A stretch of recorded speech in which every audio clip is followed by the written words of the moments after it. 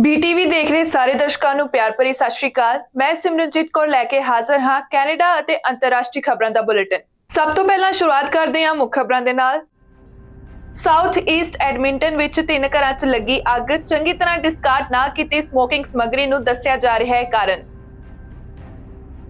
Alberta ਵਿੱਚ ਕੋਵਿਡ-19 vaccine shot ਲਈ booking ਹੋਈ ਸ਼ੁਰੂ। ਤਾਜ਼ੇ ਸਰਵੇ ਮੁਤਾਬਿਕ ਇੱਕ ਹਫ਼ਤੇ 'ਚ ਪ੍ਰੋਵਿੰਸ ਵਿੱਚ 730 ਕੋਵਿਡ ਕੇਸ ਕੀਤੇ ਗਏ ਦਰਜ। ਕੈਨੇਡਾ ਭਰ 'ਚ ਇਜ਼ਰਾਈਲ ਦੇ ਪੱਖ ਵਿੱਚ ਅਤੇ ਇਜ਼ਰਾਈਲ ਦੇ ਖਿਲਾਫ ਹੋਏ ਪ੍ਰਦਰਸ਼ਨ, ਪ੍ਰਧਾਨ ਮੰਤਰੀ ਜਸਟਿਨ ਟਰੂਡੋ ਨੇ ਕੀਤੀ ਨਿੰਦਾ। ਇਜ਼ਰਾਈਲ ਦੇ ਪ੍ਰਧਾਨ ਮੰਤਰੀ ਨੇ ਹਮਾਸ ਨੂੰ ਦਿੱਤੀ ਚੇਤਾਵਨੀ, ਅਸੀਂ ਨਹੀਂ ਸ਼ੁਰੂ ਕੀਤੀ ਸੀ ਜੰਗ ਪਰ ਖਤਮ ਜ਼ਰੂਰ ਕਰਾਂਗੇ, ਸਦੀਆਂ ਤੱਕ ਯਾਦ ਰੱਖੂਗਾ ਹਮਾਸ। ਹੁਣ ਖਬਰਾਂ ਵਿਸਥਾਰ ਨਾਲ। ਥੈਂਕਸਗਿਵਿੰਗ ਵਾਲੇ ਦਿਨ ਲੱਗੀ ਅੱਗ ਨੇ ਸਾਊਥ ਈਸਟ ਐਡਮਿੰਟਨ 'ਚ 3 ਘਰਾਂ ਨੂੰ ਨੁਕਸਾਨ ਪਹੁੰਚਾਇਆ। ਜਾਣਕਾਰੀ ਮੁਤਾਬਕ ਲੰਘੇ ਸੋਮਵਾਰ ਦੀ ਰਾਤ ਨੂੰ ਫਾਇਰ ਫਾਈਟਰਸ ਨੂੰ ਅੱਗ ਲੱਗਣ ਦੀ ਸੂਚਨਾ ਮਿਲੀ। ਐਡਮਿੰਟਨ ਫਾਇਰ ਰੈਸਕਿਊ ਸਰਵਿਸਿਜ਼ ਨੇ ਦੱਸਿਆ ਕਿ ਜਦੋਂ ਤੱਕ ਫਾਇਰ ਫਾਈਟਰਸ ਦਾ ਕਰੂ ਮੌਕੇ ਤੇ ਪਹੁੰਚਿਆ, ਉਦੋਂ ਤੱਕ ਅੱਗ ਪੋਰਚ ਏਰੀਆ ਤੋਂ ਲੈ ਕੇ ਗਰਾਜ ਤੱਕ ਪਹੁੰਚ ਚੁੱਕੀ ਸੀ, ਪਰ ਇਹਨਾਂ ਸਭ ਵਿਚਾਲੇ ਪਰਿਵਾਰਕ ਮੈਂਬਰਾਂ ਅਤੇ ਕੁੱਤੇ ਨੂੰ ਘਰ ਤੋਂ ਬਾਹਰ ਕੱਢ ਲਿਆ ਗਿਆ ਸੀ। ਹਾਲਾਂਕਿ ਫਾਇਰ ਫਾਈਟਰਾਂ ਵੱਲੋਂ ਅੱਗ ਤੇ ਕਾਬੂ ਪਾ ਲਿਆ ਗਿਆ ਸੀ ਅਤੇ ਇਸ ਦੌਰਾਨ ਜਾਨੀ ਨੁਕਸਾਨ ਤੋਂ ਵੀ ਬਚਾ ਰਿਹਾ। ਫਾਇਰ ਫਾਈਟਰਾਂ ਨੇ ਜਾਣਕਾਰੀ ਦਿੱਤੀ ਕਿ ਅੱਗ ਤੇ ਕਾਬੂ ਪਾਉਂਦੇ ਟੀਮ ਨੂੰ ਕਾਫੀ ਸਮਾਂ ਲੱਗਾ, ਜਿਸ ਵਿੱਚ ਨਾਲ ਦੇ 2 ਘਰ ਵੀ ਸੜ ਕੇ ਸੁਆਹ ਹੋ ਗਏ ਅਤੇ ਦੱਸਿਆ ਜਾ ਰਿਹਾ ਹੈ ਕਿ ਕੁੱਲ $7 ਲੱਖ ਦਾ ਨੁਕਸਾਨ ਹੋਇਆ ਹੈ। ਐਡਮਿੰਟਨ ਫਾਇਰ ਰੈਸਕਿਊ ਸਰਵਿਸਿਜ਼ ਨੇ ਦੱਸਿਆ ਕਿ ਅੱਗ ਲੱਗਣ ਦਾ ਕਾਰਨ ਸਮੋਕਿੰਗ ਮਟੀਰੀਅਲ ਸੀ, ਜਿਸ ਨੂੰ ਚੰਗੀ ਤਰ੍ਹਾਂ ਡਿਸਕਾਰਡ ਨਹੀਂ ਕੀਤਾ ਗਿਆ ਸੀ। ਐਲਬਰਟਾ 'ਚ ਆਉਣ ਵਾਲਾ ਇਹ ਹਫ਼ਤਾ ਹਸਪਤਾਲਾਂ ਲਈ ਕਾਫੀ ਬਿਜ਼ੀ ਰਹਿਣ ਵਾਲਾ ਹੈ, ਕਿਉਂਕਿ ਐਲਬਰਟਾ ਨੇ ਕੋਵਿਡ-19 ਵੈਕਸੀਨ ਸ਼ਾਟ ਲਈ ਬੁਕਿੰਗਸ ਸ਼ੁਰੂ ਕਰ ਦਿੱਤੀ ਹੈ। ਹੁਣ ਲੋਕੀ ਕੋਵਿਡ-19 ਦੀ ਵੈਕਸੀਨ ਲਵਾਉਣ ਲਈ ਅਪਾਇੰਟਮੈਂਟ ਬੁੱਕ ਕਰ ਸਕਦੇ ਹਨ। ਫਾਲ ਸੀਜ਼ਨ ਸ਼ੁਰੂ ਹੋਣ ਦੇ ਨਾਲ ਹੀ ਬਿਮਾਰੀ ਦਾ ਸੀਜ਼ਨ ਵੀ ਇੱਕ ਤਰ੍ਹਾਂ ਨਾਲ ਤੇਜ਼ੀ ਫੜ ਰਿਹਾ ਹੈ, ਜਿਸ ਨੂੰ ਵੇਖਦੇ ਹੋਏ ਹਸਪਤਾਲਾਂ ਵਿੱਚ ਕਰਮਚਾਰੀਆਂ ਲਈ ਮਾਸਕ ਲਾਉਣੇ ਮੁੜ ਤੋਂ ਲਾਜ਼ਮੀ ਕਰ ਦਿੱਤੇ ਗਏ ਹਨ। ਜੋ ਲੇਟੈਸਟ ਰਿਪੋਰਟ ਡਾਟਾ ਸਾਹਮਣੇ ਆਇਆ ਹੈ, ਉਸ ਵਿੱਚ ਦੱਸਿਆ ਜਾ ਰਿਹਾ ਹੈ ਕਿ 24 ਸਤੰਬਰ ਤੋਂ ਲੈ ਕੇ 30 ਸਤੰਬਰ ਤੱਕ ਐਲਬਰਟਾ 'ਚ ਕੋਵਿਡ-19 ਦੇ 730 ਮਾਮਲੇ ਦਰਜ ਕੀਤੇ ਗਏ ਹਨ, ਜਿਸ ਵਿੱਚ ਇਨਫਲੂਐਂਜ਼ਾ ਦੇ 20 ਅਤੇ RSV ਦੇ 15 ਮਾਮਲੇ ਸਾਹਮਣੇ ਆਏ ਹਨ। ਤੁਸੀਂ ਆਨਲਾਈਨ ਵੀ ਆਪਣੀ ਅਪਾਇੰਟਮੈਂਟ ਬੁੱਕ ਕਰ ਸਕਦੇ ਹੋ। ਇਸ ਦੇ ਨਾਲ ਹੀ 811 ਤੇ ਕਾਲ ਕਰਕੇ ਜਾਂ ਲੋਕਲ ਫਾਰਮੇਸੀ ਤੇ ਜਾ ਕੇ ਵੀ ਅਪਾਇੰਟਮੈਂਟ ਬੁੱਕ ਕੀਤੀ ਜਾ ਸਕਦੀ ਹੈ। ਹਾਲਾਂਕਿ ਬੀਤੇ ਦਿਨ ਤੋਂ ਹੀ ਬੁਕਿੰਗ ਸ਼ੁਰੂ ਹੋ ਗਈ ਹੈ, ਜਿਸ ਕਰਕੇ ਦੱਸਿਆ ਜਾ ਰਿਹਾ ਹੈ ਕਿ 16 ਅਕਤੂਬਰ ਤੱਕ ਕੋਈ ਅਪਾਇੰਟਮੈਂਟ ਉਪਲਬਧ ਨਹੀਂ ਹੈ। ਖਬਰ ਆ ਰਹੀ ਹੈ ਕਿ ਇਜ਼ਰਾਈਲ ਹਮਾਸ ਦੀ ਲੜਾਈ ਵਿੱਚ ਵੈਨਕੂਵਰ ਦੇ ਰਹਿਣ ਵਾਲੇ ਇੱਕ ਲਾਪਤਾ ਵਿਅਕਤੀ ਦੀ ਮੌਤ ਹੋ ਗਈ ਹੈ। ਇਹ ਪੁਸ਼ਟੀ ਸੋਸ਼ਲ ਮੀਡੀਆ ਪੋਸਟਾਂ ਰਾਹੀਂ ਕੀਤੀ ਗਈ ਹੈ, ਜਿਸ ਵਿੱਚ ਵੈਨਕੂਵਰ ਦੇ ਕਿੰਗ ਡੇਵਿਡ ਹਾਈ ਸਕੂਲ ਨੇ ਪੋਸਟ ਪਾਈ ਹੈ, ਜਿਸ ਦੇ ਮੁਤਾਬਕ 22 ਸਾਲਾਂ ਦਾ ਬੈਨ ਮਿਜ਼ਰਾਚੀ ਸ਼ਨੀਵਾਰ ਨੂੰ ਸ਼ੁਰੂ ਹੋਏ ਇਜ਼ਰਾਈਲ ਤੇ ਹੋਏ ਹਮਾਸ ਦੇ ਹਮਲੇ ਤੋਂ ਬਾਅਦ ਲਾਪਤਾ ਹੋ ਗਿਆ ਸੀ, ਜਿਸ ਤੋਂ ਬਾਅਦ ਮੰਗਲਵਾਰ ਨੂੰ ਹਾਈ ਸਕੂਲ ਨੇ ਅਪਡੇਟ ਨੂੰ ਸਾਂਝਾ ਕੀਤਾ, ਜਿਸ ਵਿੱਚ ਇਹ ਪੁਸ਼ਟੀ ਕੀਤੀ ਗਈ ਕਿ ਮਿਜ਼ਰਾਚੀ ਨੂੰ ਹਮਾਸ ਦੇ ਵਿਦਰੋਹੀਆਂ ਦੁਆਰਾ ਇੱਕ ਸੰਗੀਤ ਸਮਾਰੋਹ ਵਿੱਚ ਸ਼ਾਮਲ ਹੋਣ ਦੌਰਾਨ ਗੋਲੀ ਮਾਰ ਦਿੱਤੀ ਗਈ ਸੀ। ਸਕੂਲ ਨੇ ਮਿਜ਼ਰਾਚੀ ਬਾਰੇ ਦੱਸਦੇ ਹੋਏ ਲਿਖਿਆ ਕਿ ਬੈਨ ਮਿਜ਼ਰਾਚੀ ਨੇ 2018 ਵਿੱਚ ਗ੍ਰੈਜੂਏਸ਼ਨ ਕੀਤੀ ਅਤੇ ਉਸ ਦਾ ਸੁਭਾਅ ਜੀਵਨ ਨਾਲੋਂ ਵੱਡਾ ਅਤੇ ਖੁਸ਼ੀ ਨਾਲ ਭਰਪੂਰ ਸੀ। ਸਕੂਲ ਨੇ ਅੱਗੇ ਲਿਖਿਆ ਕਿ ਉਹ ਖੁਸ਼ੀ ਨਾਲ ਭਰਿਆ ਹੋਇਆ ਇਨਸਾਨ ਸੀ, ਜੋ ਹਰ ਕਿਸੇ ਲਈ ਮੁਸਕਰਾਹਟ ਦੀ ਵਜ੍ਹਾ ਬਣਦਾ ਸੀ ਅਤੇ ਮਦਦ ਲਈ ਹਮੇਸ਼ਾ ਮੌਜੂਦ ਰਹਿੰਦਾ ਸੀ। ਬੈਨ ਹਰ ਕਿਸੇ ਦਾ ਦੋਸਤ ਸੀ ਅਤੇ ਇਜ਼ਰਾਈਲ ਡਿਫੈਂਸ ਫੋਰਸਿਸ ਵਿੱਚ ਆਪਣੀ ਸੇਵਾ ਤੇ ਉਸ ਨੂੰ ਬਹੁਤ ਮਾਣ ਸੀ। ਜ਼ਿਕਰਯੋਗ ਹੈ ਕਿ ਇਸ ਤੋਂ ਇੱਕ ਦਿਨ ਪਹਿਲਾਂ ਮੌਂਟਰੀਅਲ ਦੇ ਇੱਕ ਵਿਅਕਤੀ ਦੀ ਵੀ ਇਜ਼ਰਾਈਲ ਵਿੱਚ ਚੱਲ ਰਹੇ ਮਿਊਜ਼ਿਕ ਫੈਸਟੀਵਲ ਦੌਰਾਨ ਮੌਤ ਦੀ ਖਬਰ ਸਾਹਮਣੇ ਆਈ ਸੀ। ਰਾਇਲ ਕੈਨੇਡੀਅਨ ਮਾਊਂਟੇਨਸ ਪੁਲਿਸ ਨੇ ਓਨਟਾਰੀਓ ਸਰਕਾਰ ਦੇ ਗ੍ਰੀਨ ਬੈਲਟ ਦੇ ਕੁਝ ਹਿੱਸਿਆਂ ਨੂੰ ਵਿਕਾਸ ਲਈ ਖੋਲ੍ਹਣ ਦੇ ਫੈਸਲੇ ਦੀ ਜਾਂਚ ਸ਼ੁਰੂ ਕਰ ਦਿੱਤੀ ਹੈ, ਜਿਸ ਦੀ ਪੁਸ਼ਟੀ ਇੱਕ ਬੁਲਾਰੇ ਨੇ ਸਥਾਨਕ ਮੀਡੀਆ ਚੈਨਲ ਨਾਲ ਕੀਤੀ।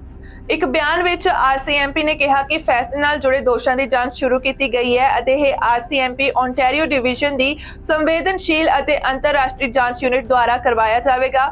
RCMP ਦੇ ਮੁਤਾਬਿਕ ਇਹ ਯੂਨਿਟ ਉੱਚ ਜੋਖਮ ਵਾਲੇ ਮਾਮਲਿਆਂ ਦੀ ਜਾਂਚ ਕਰਦੀ ਹੈ, ਜੋ ਕੈਨੇਡਾ ਅਤੇ ਅੰਤਰਰਾਸ਼ਟਰੀ ਪੱਧਰ ਤੇ ਇਸ ਦੀਆਂ ਸੰਸਥਾਵਾਂ ਦੀ ਰਾਜਨੀਤਿਕ, ਆਰਥਿਕ ਅਤੇ ਸਮਾਜਿਕ ਅਖੰਡਤਾ ਲਈ ਮਹੱਤਵਪੂਰਨ ਖਤਰੇ ਦਾ ਕਾਰਨ ਬਣਦੇ ਹਨ। ਇਸ ਵਿੱਚ ਧੋਖਾਧੜੀ, ਵਿੱਤੀ ਅਪਰਾਧਾਂ, ਭ੍ਰਿਸ਼ਟਾਚਾਰ ਅਤੇ ਭਰੋਸੇ ਦੀ ਉਲੰਘਣਾ ਦੇ ਦੋਸ਼ਾਂ ਤੇ ਚੁਣੇ ਗਏ ਅਧਿਕਾਰੀਆਂ ਦੀ ਜਾਂਚ ਸ਼ਾਮਲ ਹੋ ਸਕਦੀ ਹੈ। ਅਧਿਕਾਰੀ ਇਸ ਗੱਲ ਦੀ ਪੁਸ਼ਟੀ ਨਹੀਂ ਕਰ ਸਕੇ ਕਿ ਜਾਂਚ ਅਪਰਾਧਿਕ ਸੀ ਜਾਂ ਨਹੀਂ। RCMP ਕਾਰਪੋਰਲ ਕ੍ਰਿਸਟੀ ਵਿੰਸਟਰਾ ਨੇ ਆਪਣੇ ਇੱਕ ਬਿਆਨ ਵਿੱਚ ਕਿਹਾ ਕਿ ਹਾਲਾਂਕਿ ਅਸੀਂ ਮੰਨਦੇ ਹਾਂ ਕਿ ਇਹ ਜਾਂਚ ਕੈਨੇਡੀਅਨਸ ਲਈ ਮਹੱਤਵਪੂਰਨ ਦਿਲਚਸਪ ਜਾਂਚ ਹੈ, RCMP ਦਾ ਇਹ ਫਰਜ਼ ਬਣਦਾ ਹੈ ਕਿ ਉਹ ਜਾਂਚਾਂ ਦੀ ਇਕਸਾਰਤਾ ਦੀ ਰੱਖਿਆ ਕਰੇ, ਜੋ RCMP ਹਮੇਸ਼ਾ ਕਰਦੀ ਹੈ, ਜਿਸ ਕਰਕੇ ਇਹ ਯਕੀਨੀ ਬਣਾਇਆ ਜਾਵੇਗਾ ਕਿ ਪ੍ਰਕਿਰਿਆ ਇੱਕ ਨਿਰਪੱਖ ਅਤੇ ਸਹੀ ਨਤੀਜੇ ਵੱਲ ਲੈ ਕੇ ਜਾਵੇਗੀ। ਜਿਸ ਕਰਕੇ ਅਜੇ ਹੋਰ ਅਪਡੇਟ ਨਹੀਂ ਦਿੱਤੀ ਗਈ ਹੈ। ਜਾਣਕਾਰੀ ਮੁਤਾਬਕ RCMP ਨੂੰ ਓਨਟਾਰੀਓ ਪ੍ਰੋਵਿੰਸ਼ੀਅਲ ਪੁਲਿਸ ਦੁਆਰਾ ਅਗਸਤ ਵਿੱਚ ਕਿਸੇ ਵੀ ਸਮਝੇ ਗਏ ਹਿੱਤਾਂ ਦੇ ਟਕਰਾਅ ਤੋਂ ਬਚਣ ਲਈ ਫਾਈਲ ਦਾ ਹਵਾਲਾ ਦਿੱਤਾ ਗਿਆ ਸੀ। ਸੂਬਾਈ ਪੁਲਿਸ ਦੀ ਐਂਟੀ ਰੈਕੇਟ ਸ਼ਾਖਾ ਦਸੰਬਰ ਦੇ ਅੱਧ ਤੋਂ ਸ਼ਿਕਾਇਤਾਂ ਦੀ ਸਮੀਖਿਆ ਕਰ ਰਹੀ ਸੀ, ਜਿਸ ਤੋਂ ਬਾਅਦ ਸੁਰੱਖਿਅਤ ਜ਼ਮੀਨ ਦੇ 15 ਖੇਤਰਾਂ ਤੇ ਵਿਕਾਸ ਕਰਨ ਦੇ ਫੈਸਲੇ ਨੇ ਮਹੱਤਵਪੂਰਨ ਪ੍ਰਤੀਕਿਰਿਆ ਪ੍ਰਾਪਤ ਕੀਤੀ ਹੈ, ਜਿਸ ਨਾਲ ਪ੍ਰਾਂਤ ਦੇ ਆਡੀਟਰ ਜਨਰਲ ਅਤੇ ਅਖੰਡਤਾ ਕਮਿਸ਼ਨਰ ਦੋਵਾਂ ਨੇ ਸਿੱਟਾ ਕੱਢਿਆ ਹੈ ਕਿ ਪ੍ਰਕਿਰਿਆ ਦੌਰਾਨ ਕੁਝ ਡਿਵੈਲਪਰਾਂ ਨੂੰ ਤਰਜੀਹੀ ਵਿਵਹਾਰ ਪ੍ਰਾਪਤ ਹੋ ਸਕਦਾ ਹੈ। ਜ਼ਿਕਰਯੋਗ ਹੈ ਕਿ ਨਵੰਬਰ 2022 ਵਿੱਚ ਓਨਟਾਰੀਓ ਸਰਕਾਰ ਨੇ ਐਲਾਨ ਕੀਤਾ ਕਿ ਉਹ 7400 ਏਕੜ ਸੁਰੱਖਿਅਤ ਗ੍ਰੀਨ ਸਪੇਸ ਹਟਾਏਗੀ ਅਤੇ ਇਸ ਨੂੰ ਰਿਹਾਇਸ਼ ਲਈ ਖੋਲ ਦੇਵੇਗੀ। ਇਹ ਐਲਾਨ ਸਦਮੇ ਦੇ ਰੂਪ ਵਿੱਚ ਆਇਆ ਕਿਉਂਕਿ ਪ੍ਰੀਮੀਅਰ ਨੇ ਪਹਿਲਾ ਗ੍ਰੀਨ ਬੈਲਟ ਨੂੰ ਨਾ ਛੋੜਨ ਦਾ ਵਾਅਦਾ ਕੀਤਾ ਸੀ। ਆਡੀਟਰ ਜਨਰਲ ਅਤੇ ਇਮਾਨਦਾਰੀ ਕਮਿਸ਼ਨਰ ਨੇ ਮੀਡੀਆ ਨੂੰ ਪਤਾ ਲੱਗਣ ਤੋਂ ਬਾਅਦ ਜਾਂਚ ਸ਼ੁਰੂ ਕੀਤੀ ਕਿ ਕੁਝ ਡਿਵੈਲਪਰਾਂ ਨੂੰ ਸਮੇਂ ਤੋਂ ਪਹਿਲਾਂ ਫੈਸਲੇ ਬਾਰੇ ਸੂਚਿਤ ਕੀਤਾ ਗਿਆ ਸੀ। ਆਡੀਟਰ ਜਨਰਲ ਨੇ ਪਾਇਆ ਕਿ ਫੈਸਲੇ ਲੈਣ ਦੀ ਪ੍ਰਕਿਰਿਆ ਨੇ ਕੁਝ ਡਿਵੈਲਪਰਾਂ ਦਾ ਪੱਖ ਪੂਰਿਆ, ਜਿਸ ਵਿੱਚ ਪਾਰਦਰਸ਼ਤਾ ਦੀ ਘਾਟ ਸੀ ਅਤੇ ਉਹ ਵਾਤਾਵਰਣ, ਖੇਤੀਬਾੜੀ ਅਤੇ ਵਿੱਤੀ ਪ੍ਰਭਾਵਾਂ ਤੇ ਵਿਚਾਰ ਕਰਨ ਵਿੱਚ ਅਸਫਲ ਰਹੀ। ਰਿਪੋਰਟ ਵਿੱਚ ਪਾਇਆ ਗਿਆ ਕਿ ਇਸ ਪ੍ਰਕਿਰਿਆ ਦੁਆਰਾ ਚੁਣੀਆਂ ਗਈਆਂ 15 ਜ਼ਮੀਨੀ ਸਾਈਟਾਂ ਦੇ ਮਾਲਕ ਆਪਣੀ ਜਾਇਦਾਦ ਦੇ ਮੁੱਲ ਵਿੱਚ 8.3 ਬਿਲੀਅਨ ਤੋਂ ਵੱਧ ਦਾ ਵਾਧਾ ਦੇਖ ਸਕਦੇ ਹਨ। ਇਸ ਦੌਰਾਨ ਇੰਟੀਗ੍ਰਿਟੀ ਕਮਿਸ਼ਨਰ ਨੇ ਕਿਹਾ ਕਿ ਉਸ ਸਮੇਂ ਦੇ ਹਾਊਸਿੰਗ ਮੰਤਰੀ ਸਟੀਵ ਕਲਾਰਕ ਨੇ ਆਪਣੇ ਸਟਾਫ ਦੀ ਨਿਗਰਾਨੀ ਨਾ ਕਰਕੇ ਨੈਤਿਕਤਾ ਦੇ ਨਿਯਮਾਂ ਨੂੰ ਤੋੜਿਆ ਸੀ। ਪੁਸ਼ਬੈਕ ਦੇ ਨਤੀਜੇ ਵਜੋਂ ਕਲਾਰਕ ਨੇ ਆਖਰਕਾਰ ਆਪਣੇ ਕੈਬਨਿਟ ਅਹੁਦੇ ਤੋਂ ਅਸਤੀਫਾ ਦੇ ਦਿੱਤਾ ਸੀ। ਉਸ ਦੇ ਚੀਫ ਆਫ ਸਟਾਫ, ਜੋ ਮੁੱਖ ਤੌਰ ਤੇ 15 ਸਾਈਟਾਂ ਦੀ ਚੋਣ ਕਰਨ ਲਈ ਜ਼ਿੰਮੇਵਾਰ ਸੀ, ਨੇ ਵੀ ਅਸਤੀਫਾ ਦੇ ਦਿੱਤਾ ਸੀ। ਬ੍ਰਿਟਿਸ਼ ਕੋਲੰਬੀਆ ਪਹਿਲਾ ਸੂਬਾ ਹੈ ਜਿਸ ਨੇ ਇਸ ਸਾਲ ਦੇ ਸ਼ੁਰੂ ਵਿੱਚ ਪ੍ਰੋਵਿੰਸਾਂ ਨੂੰ ਪ੍ਰਧਾਨ ਮੰਤਰੀ ਵੱਲੋਂ ਪੇਸ਼ ਕੀਤੇ 196 ਬਿਲੀਅਨ ਡਾਲਰ ਦੇ ਸਿਹਤ ਸਮਝੌਤੇ ਦੇ ਹਿੱਸੇ ਵਜੋਂ ਫੈਡਰਲ ਸਰਕਾਰ ਨਾਲ ਇੱਕ ਅਨੁਕੂਲ ਫੰਡਿੰਗ ਸਮਝੌਤੇ ਤੇ ਦਸਤਖਤ ਕੀਤੇ ਹਨ। ਇਹ ਸੌਦਾ 3 ਸਾਲਾਂ ਵਿੱਚ ਓਟਵਾ BC ਵਿੱਚ 1.2 ਬਿਲੀਅਨ ਡਾਲਰ ਸ਼ਿਫਟ ਕਰੇਗਾ। ਸਿਹਤ ਮੰਤਰੀ ਮਾਰਕ ਹੋਲੈਂਡ ਨੇ ਵੈਨਕੂਵਰ ਜਨਰਲ ਹਸਪਤਾਲ ਵਿੱਚ ਇੱਕ ਨਿਊਜ਼ ਕਾਨਫਰੰਸ ਨੂੰ ਦੱਸਿਆ ਕਿ ਇਹ ਫੰਡ ਅਗਲੇ 10 ਸਾਲਾਂ ਲਈ BC ਦੀ ਸਿਹਤ ਸੰਭਾਲ ਪ੍ਰਣਾਲੀ ਲਈ ਫੈਡਰਲ ਸਹਾਇਤਾ ਲਈ ਵਚਨਬੱਧਤਾ ਨਾਲ ਵੀ ਆਉਂਦਾ ਹੈ।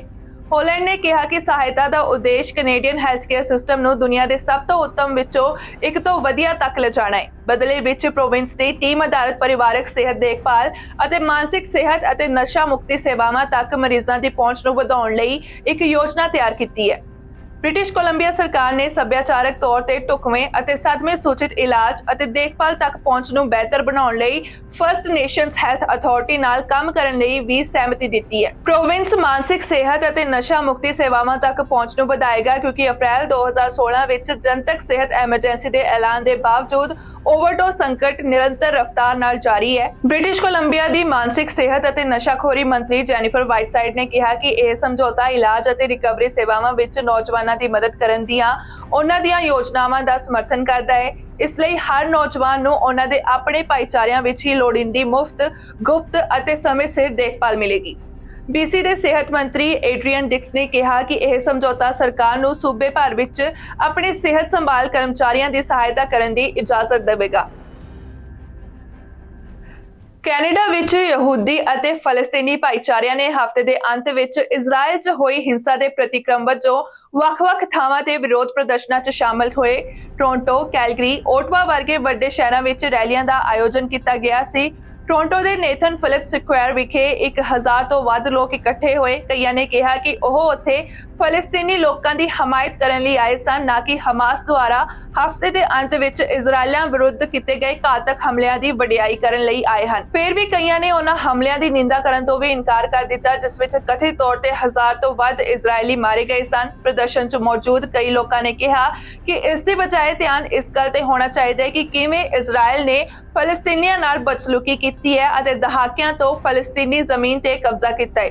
ਉਹਨਾਂ ਨੇ ਹਮਲਿਆਂ ਦੇ ਜਵਾਬ ਵਿੱਚ ਇਜ਼ਰਾਈਲ ਦੁਆਰਾ ਮਾਰੇ ਗਏ 700 ਫਲਸਤੀਨੀਆਂ ਵੱਲ ਵੀ ਇਸ਼ਾਰਾ ਕੀਤਾ। ਜਾਣਕਾਰੀ ਮੁਤਾਬਕ ਡਾਊਨਟਾਊਨ ਟੋਰਾਂਟੋ ਵਿੱਚ ਰੈਲੀ ਸ਼ਾਂਤਮਈ ਰਹੀ। ਸਮਰਥਕਾਂ ਨੇ ਫ੍ਰੀ ਫਿਲਸਤੀਨ ਦੇ ਨਾਅਰੇ ਲਾਉਂਦੇ ਹੋਏ ਫਲਸਤੀਨੀ ਝੰਡੇ ਫੜੇ ਹੋਏ ਸਨ ਜਦੋਂ ਉਹ ਕੁਈਨ ਸਟਰੀਟ ਵੈਸਟ ਦੇ ਨਾਲ ਮਾਰਚ ਕਰ ਰਹੇ ਸੀ। ਇਹ ਕੈਨੇਡਾ ਭਰ ਵਿੱਚ ਕੀਤੇ ਗਏ ਕਈ ਸਮਾਨ ਫਲਸਤੀਨ ਪੱਖੀ ਵਿਰੋਧ ਪ੍ਰਦਰਸ਼ਨਾਂ ਵਿੱਚੋਂ ਇੱਕ ਸੀ ਜਿਸ ਵਿੱਚ ਕੈਲਗਰੀ, ਵੈਨਕੂਵਰ, ਵਿਨੀਪੈਗ ਅਤੇ ਹੈਲੀਫੈਕਸ ਵਿੱਚ ਸਮਾਗਮ ਸ਼ਾਮਲ ਸਨ। ਦੇਸ਼ ਭਰ ਵਿੱਚ ਇਜ਼ਰਾਈਲ ਪੱਖੀ ਕਈ ਰੈਲੀਆਂ ਵੀ ਕੀਤੀਆਂ ਗਈਆਂ ਪਰ ਇਹ ਉਹ ਸਨ ਜੋ ਫਲਸਤੀਨੀ ਕਾਜ਼ ਦੇ ਸਮਰਥਨ ਵਿੱਚ ਆਲੋਚਨਾ ਦੇ ਘੇਰੇ ਵਿੱਚ ਆਏ ਸੀ। ਯਹੂਦੀ ਸੰਗਠਨਾਂ ਅਤੇ ਕੁਝ ਸਿਆਸਤਦਾਨਾਂ ਨੇ ਉਹਨਾਂ ਦੀ ਨਿੰਦਾ ਕੀਤੀ ਅਤੇ ਰੈਲੀਆਂ ਨੂੰ ਇਜ਼ਰਾਈਲ ਤੇ ਹਮਲਿਆਂ ਦੀ ਵਡਿਆਈ ਕਰਨ ਵਾਲੀਆਂ ਘਟਨਾਵਾਂ ਵਜੋਂ ਦਰਸਾਇਆ। इस दौरान प्रधानमंत्री जस्टिन ट्रूडो ने एक ट्वीट विच कहा कि कैनेडा विच किसी भी समूह या किसी भी स्थिति विच हिंसा की वडियाई कदे भी स्वीकारयोग नहीं है। मैं इजराइल ते हमास के हमलियां के समर्थन विच देश भर विच होए प्रदर्शनां की सख्त निंदा करदा हां। इजराइल ਅਤੇ ਫਲਸਤੀਨ ਵਿਚਕਾਰ 7 ਅਕਤੂਬਰ ਤੋਂ ਜੰਗ ਜਾਰੀ ਹੈ। ਇਹਨਾਂ ਦਿਨਾਂ ਦੌਰਾਨ ਗਾਜ਼ਾ ਅਤੇ ਪੱਛਮੀ ਕੰਢੇ 'ਚ ਜੰਗ ਕਾਰਨ 704 ਲੋਕਾਂ ਦੀ ਮੌਤ ਹੋ ਚੁੱਕੀ ਹੈ ਅਤੇ 2616 ਲੋਕ ਜ਼ਖਮੀ ਹੋਏ ਹਨ, ਜਦੋਂ ਕਿ ਦੱਸਿਆ ਜਾ ਰਿਹਾ ਹੈ ਕਿ ਇਜ਼ਰਾਈਲ ਵਿੱਚ 1000 ਤੋਂ ਵੱਧ ਲੋਕਾਂ ਦੀ ਮੌਤ ਹੋ ਚੁੱਕੀ ਹੈ ਅਤੇ 3800 ਜ਼ਖਮੀ ਹਨ। ਇਸ ਦੌਰਾਨ ਇਜ਼ਰਾਈਲ ਦੇ ਪ੍ਰਧਾਨ ਮੰਤਰੀ ਬੈਂਜਾਮਿਨ ਨੇਤਨਯਾਹੂ ਨੇ ਹਮਾਸ ਨੂੰ ਸਖਤ ਚੇਤਾਵਨੀ ਦਿੰਦੇ ਹੋਏ ਕਿਹਾ ਕਿ ਇਜ਼ਰਾਈਲ ਨੇ ਇਹ ਜੰਗ ਸ਼ੁਰੂ ਨਹੀਂ ਕੀਤੀ, ਪਰ ਅਸੀਂ ਇਸ ਨੂੰ ਖਤਮ ਕਰਾਂਗੇ। दस दईए कि हमास वालों जंग शुरू करने तो बाद इजराइल ने 3 लाख सैनिकों को लामबंद करके जवाबी कार्रवाई की, जदों कि टाइम्स ऑफ इजराइल की रिपोर्ट मुताबिक इजराइल ने 1973 की योम किपुर जंग में 4 लाख रिजर्व सैनिकों को बुलाया सी। इजराइल के प्रधानमंत्री नेतन्याहू ने एक संबोधन विच कहा कि इजराइल विच जंग जारी है, असीं यह जंग नहीं चाहते सी, यह सब तो बेरहम तरीके नाल शुरू किया गया सी। हालांकि इजराइल ने यह युद्ध शुरू नहीं किया सी, पर इजराइल इसनूं खत्म कर देवेगा। हमास ते हमला करते हुए पीएम नेतन्याहू ने कहा कि उन्होंने इसकी कीमत चुकानी पवेगी और इसनूं लंबे समय तक याद रखा जाएगा। उन्होंने कहा कि हमास समझेगा कि उन्होंने साडे ते हमला करके इतिहासक गलती की है। असीं ओह कीमत चुकांगे जो ओह अते इजराइल दे होर दुश्मन आउण वाले दहाकिਆਂ तक याद रखणगे। बंधकों की दुर्दशा ते बोलदियां प्रधानमंत्री नेतन्याहू ने कहा कि हमास वालों बेकसूर इजराइलियों विरुद्ध किए गए वैशी हमले हैरान करने वाले हैं। उन्होंने घरों विच वड़ के परिवारां नूं मारिया तो हर मौके सैकड़े नौजवानों नूं मार दिता, बच्चियां अते बुजुर्गां नूं अगवा किया। यह सब बर्बरता है। इजराइल के प्रधानमंत्री ने हमास की तुलना ISIS नाल की। इस तो इलावा उन्होंने अपने संबोधन दौरान अमेरिका के राष्ट्रपति जो बाइडन अते होर विश्व नेतावां दे समर्थन लई धन्नवाद भी किया। मध्य पूर्व विच एक विनाशकारी मानवतावादी संकट का डर हफ्ते के अंत विच अतवादी समूह हमास द्वारा इजराइल उत्ते बहुपक्षी हमले तो बाद वध रहे हैं। इजराइल ने उदों तो गाजा ते हवाई हमलियां दी एक लड़ी दे नाल जवाबी कार्रवाई की है अते भोजन, ईंधन, दवाइयां अते होर समान दी सप्लाई नूं कट दिता है। इस दौरान सहायता समूह हिंसा विच फसे आम नागरिकां दी मदद करन लई भिड़ रहे हैं, जिस विच दोवां पासियां तो 1800 तो वध लोग मारे गए हैं अते हज़ारां होर जख्मी होए हैं। जिवें कि लड़ाई जारी है अते कई अंतरराष्ट्रीय सहायता समूह फौरी लोड़ वाले लोगों की मदद करन लई 24 घंटे काम कर रहे हैं। सहायता समूहों का कहना है कि चल रही लड़ाई अते गाजा की तिखी नाकाबंदी कारण राहत कोशिशां गुंझलदार हो गई हैं। मदद करने के तरीकों की भाल कर रहे कैनेडियंस लई इत्थे कुछ उच्च प्रोफाइल लंबे समय तो काम करने वालियां अते नामवर संस्थावां हन, जिन्हां कोल सहायता लई काम करने वालियां टीमां मौजूद हैं। Registered charity save the children के अनुसार खेतर विच 2.4 मिलियन तो वध लोकां नूं मानवतावादी सहायता की लोड़ है। इन्हां विचों अद्धे बच्चे शामिल हैं। चैरिटी ने कहा कि वह फंड जारी कर रही है, इसलिए खेतर विच इस दियां टीमां कोल बच्चियां दियां सब तो जरूरी लोड़ां नूं पूरा करन लई लोड़ींदे स्रोत मौजूद हैं। सेव द चिल्ड्रन अपने एमरजेंसी फंड लई दान की अपील कर रहा है, ये कहते हुए कि इस दियां टीमां हफ्ते के अंत विच हिंसा के वधन तो बाद अगे आने वाली मुश्किलों लई तैयार है।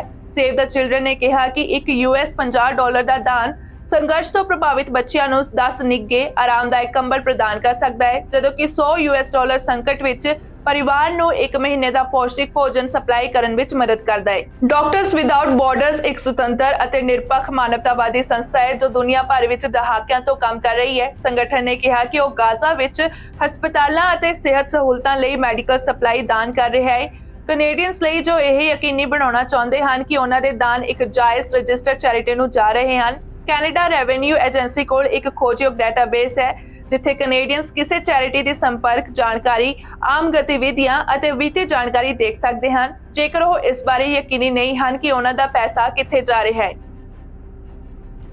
संयुक्त राष्ट्र ने लंघे मंगलवार नूं रस्मी तौर ते नाइजर के लोकतंत्री तौर ते चुने गए राष्ट्रपति नूं सत्ता तो लांबे करन दा ऐलान किया, जिसनूं अमेरिका ने विद्रोही सैनिकों के सत्ता ते काबज होने तो 2 महीनों तो भी वध समय बाद एक तख्ता पलट कहा। ਸੀਨੀਅਰ ਪ੍ਰਸ਼ਾਸਨਿਕ ਅਧਿਕਾਰੀਆਂ ਨੇ ਪੱਤਰਕਾਰਾਂ ਨੂੰ ਦੱਸਿਆ ਕਿ ਅਮਰੀਕਾ ਪੱਛਮੀ ਅਫਰੀਕੀ ਦੇਸ਼ ਵਿੱਚ ਸੰਵਿਧਾਨਿਕ ਵਿਵਸਥਾ ਨੂੰ ਕਾਇਮ ਰੱਖਣ ਲਈ ਸਾਰੇ ਰਾਹਾਂ ਨੂੰ ਦੇਖਣ ਤੋਂ ਬਾਅਦ ਕਾਰਵਾਈ ਕਰ ਰਿਹਾ ਹੈ, ਜਿਸ ਵਿੱਚ ਫੌਜੀ ਨੇਤਾਵਾਂ ਨੂੰ ਸੰਵਿਧਾਨ ਦੀ ਪਾਲਣਾ ਵਿੱਚ 4 ਮਹੀਨਿਆਂ ਦੇ ਅੰਦਰ ਨਾਗਰਿਕ ਸ਼ਾਸਨ ਬਹਾਲ ਕਰਨ ਦੀ ਵੀ ਅਪੀਲ ਸ਼ਾਮਲ ਹੈ। ਤਖਤਾ ਪਲਟ ਦਾ ਅਹੁਦਾ ਅੱਤਵਾਦ ਵਿਰੋਧੀ ਸਹਾਇਤਾ ਅਤੇ ਫੌਜੀ ਸਿਖਲਾਈ ਨੂੰ ਮੁਅੱਤਲ ਕਰਨ ਦੇ ਨਾਲ-ਨਾਲ ਲੱਖਾਂ ਡਾਲਰ ਦੇ ਕੁਝ ਵਿਦੇਸ਼ੀ ਸਹਾਇਤਾ ਪ੍ਰੋਗਰਾਮਾਂ ਨੂੰ ਰੋਕਣ ਦੇ ਨਾਲ ਆਉਂਦਾ ਹੈ। ਸੰਵੇਦਨਸ਼ੀਲ ਮੁੱਦਿਆਂ ਤੇ ਚਰਚਾ ਕਰਨ ਲਈ ਆਪਣਾ ਨਾਮ ਗੁਪਤ ਰੱਖਣ ਦੀ ਸ਼ਰਤ ਤੇ ਅਧਿਕਾਰੀਆਂ ਨੇ ਬਿਆਨ ਵਿੱਚ ਕਿਹਾ ਕਿ ਜਿਵੇਂ-ਜਿਵੇਂ ਸਮਾਂ ਬੀਤਦਾ ਗਿਆ ਹੈ, ਇਹ ਸਪਸ਼ਟ ਹੋ ਗਿਆ ਹੈ ਕਿ ਅਧਿਕਾਰੀ ਜਿਨ੍ਹਾਂ ਨਾਲ ਅਸੀਂ ਕੰਮ ਕਰ ਰਹੇ ਹਾਂ ਉਹ ਇਹਨਾਂ ਸੰਵਿਧਾਨਿਕ ਦਿਸ਼ਾ ਨਿਰਦੇਸ਼ਾਂ ਦੀ ਪਾਲਣਾ ਨਹੀਂ ਕਰਨਾ ਚਾਹੁੰਦੇ ਸਨ ਅਤੇ ਅਸਲ ਵਿੱਚ ਉਹਨਾਂ ਨੇ ਸਾਨੂੰ ਦੱਸਿਆ ਹੈ ਕਿ ਉਹਨਾਂ ਨੇ ਉਸ ਸੰਵਿਧਾਨ ਨੂੰ ਰੱਦ ਕਰਨ ਦੀ ਚੋਣ ਕੀਤੀ ਹੈ ਅਤੇ ਇੱਕ ਅਨਿਸ਼ਚਿਤ ਸਮਾਂ ਰੇਖਾ ਦੇ ਨਾਲ ਇੱਕ ਨਵਾਂ ਡਰਾਫਟ ਬਣਾਉਣ ਦੀ ਪ੍ਰਕਿਰਿਆ ਸ਼ੁਰੂ ਕੀਤੀ ਹੈ। ਨਾਈਜਰ ਵਿੱਚ ਯੂਐਸ ਰਾਜਦੂਤ ਕੈਥਲੀਨ ਫਿਟਜ਼ਗਿਬਨ ਦੇਸ਼ ਵਿੱਚ ਹੀ ਹੈ ਅਤੇ ਯੂਐਸ ਸਟਾਫ ਦੀ ਸੁਰੱਖਿਆ ਅਤੇ ਲੌਜਿਸਟਿਕਲ ਲੋੜਾਂ ਨੂੰ ਹੱਲ ਕਰਨ ਲਈ national council for safeguard of homeland ਜਾਂ CNSP ਕਹੇ ਜਾਂਦੇ ਫੌਜੀ ਏਜੰਟਾਂ ਦੇ ਸੰਪਰਕ ਵਿੱਚ ਹੈ।